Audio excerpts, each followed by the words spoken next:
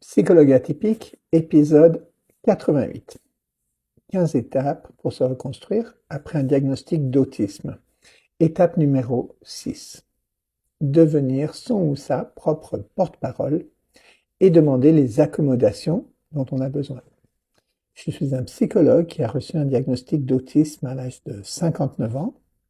Je ne suis pas un expert en autisme, c'est juste que l'autisme et particulièrement la neurodivergence positive sont devenus deux de mes passions.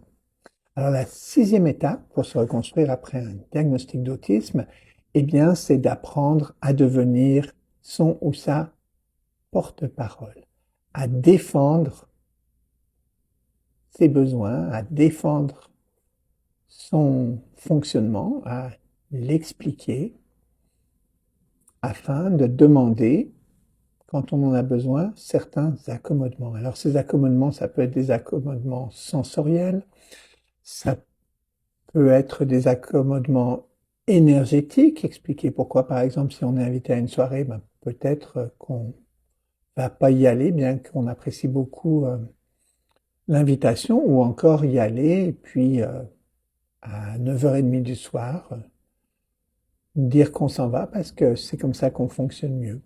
Ça peut être évidemment demander des accommodations beaucoup plus importantes, des accommodations au travail, des accommodations dans sa vie familiale, dans sa vie intime.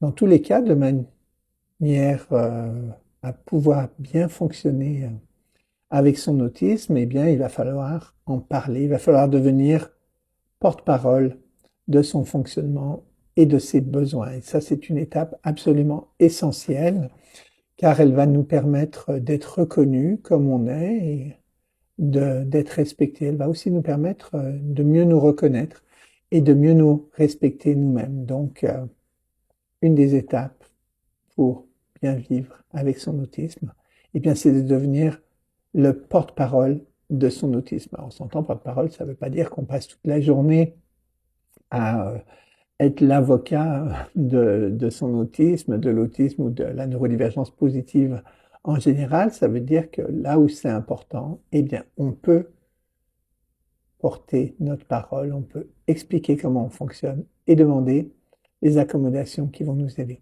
Cool, non?